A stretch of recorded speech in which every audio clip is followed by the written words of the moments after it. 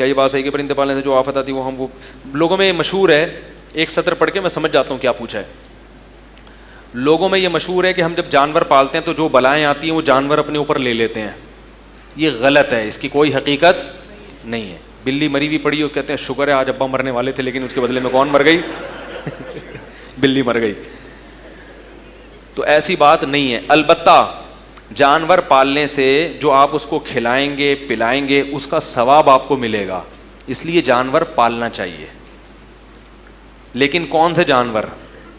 بلی پالنا بھی جائز ہے. حضرت ابو ہریرہ کا نام ہی ابو ہریرہ, ہرہ عربی میں بلی کو کہتے ہیں, ہریرہ بلی کے بچے کو کہتے ہیں. ان کا نام ہی اس لیے پڑ گیا تھا کہ وہ بلیاں پالتے تھے. تو بلی پالنا بھی جائز ہے, لیکن جب پالنا ہی ہے تو وہ جانور پالیں جس کا انسانیت کو فائدہ ہے. بعض ملکوں میں, یورپ کے, یہ حکومت کی طرف سے ان کو پروموٹ کیا جاتا ہے کہ آپ مرغیاں بھی پالیں, بکریاں بھی پالیں, جانور بھی پالیں, کیونکہ یہ 4 قسم کے جانور انسان کے لیے بہت مفید ہیں. ان کی نسل بڑھے گی, ان کو لوگ پالیں گے تو لوگوں کو کیا ہوگا؟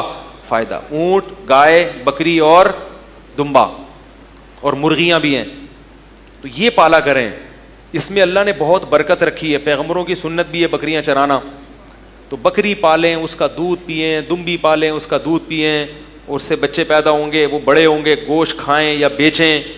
بکرا آپ لے کے پال لیں, 1 سال کے بعد ایسا خاندانی, ایسا مہنگے داموں بکتا ہے جیسے کمیٹی نکل گئی ہو آپ کی. بہت فائدہ ہے اس کا. ہمارے ایک دوست ہیں, بقرعید سے 2 دن پہلے بکرے کا بچہ خرید کے پالتے ہیں, اور جب بقرعید کا وقت آتا ہے اسے بیچ کے موٹا تازہ بیل لے کر آتے ہیں. ٹھیک ہے نا, کیونکہ بکرا اتنا مہنگا بکتا ہے کہ اس میں, ہاں وہ بیل زیادہ خوبصورت نہیں ہوتا, وہ حسن کے پھر ورنہ بہت پیسے ہوتے ہیں نا بقرعید میں بیلوں کے, تو وہ گوشت کے لحاظ سے تو قربانی اچھی ہو جاتی ہے, گھر میں گوشت بہت آ جاتا ہے. تو کچھ بھی کریں, قربانی کر دیں اس کی. اور اس کا جانور پالنے کا ایک فائدہ یہ بھی ہوتا ہے کہ اس سے انسان میں تواضع پیدا ہوتی ہے, تکبر ختم ہوتا ہے. تیسرا فائدہ, ایک تو معاشی لحاظ سے فائدہ, دوسرا تواضع, تیسرا انسان کو ذہنی سکون ملتا ہے. حقیقت ہے ان جانوروں میں اللہ نے کچھ خاص برکت رکھی ہے. جب آپ پالتے ہیں, ان کو کھلاتے ہیں, ان کا پیٹ بھرتا ہے, ان کا دودھ, تھوڑے دن تو آپ کا 3 پیس سوٹ اور ٹائی جب ہوگی تو آپ کہیں گے یہ کیا ہے ایکچولی, یہ میں میری بالکل اس کے خلاف ہے یہ جو ہے نا, یعنی میں اتنا بڑا آفیسر اور یہ بکری کا دودھ نکال رہا ہوں اور یہ. لیکن آپ 1 مہینہ کر کے دیکھیں, آپ کو مزہ آئے گا, کیونکہ جو نیچر ہے نا اس کا کوئی آلٹرنیٹ. پتہ ہے جو دماغی مریض ہو جاتے ہیں نا, ان کو بعض نفسیاتی ڈاکٹر یہ مشورہ دیتے ہیں کہ آپ بکری پالیں, گائے پالیں, تاکہ آپ کا دماغ ان چیزوں میں لگے اور ٹینشن آپ کی, ورنہ آپ نہیں پالیں گے نا تو کیا ہوگا, سارا دن یار میں کروڑ کیسے کما لوں, میں کیسے امریکہ چلا جاؤں, اسی میں لگا رہتا ہے آدمی, اور وہ دماغ آہستہ آہستہ خراب ہو جاتا ہے.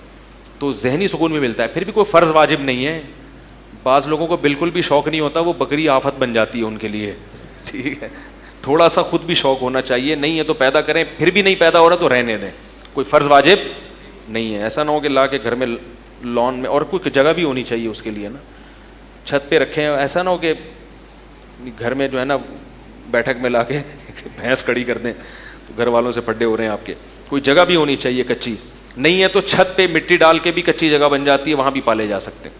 کیا یہ بات صحیح ہے کہ پرندے بھائی ہو گئی بھائی؟ اگر اسلام میں قبر کے اوپر عمارت کھڑی کرنا منع ہے تو پھر حضور صلی اللہ علیہ وسلم کی قبر مبارک کے اوپر عمارت کیوں ہے؟ حضور کی قبر پر عمارت نہیں ہے, عمارت میں حضور کی قبر ہے. حضرت عائشہ کا حجرہ پہلے سے موجود تھا, اس کے اندر قبر بنائی گئی ہے.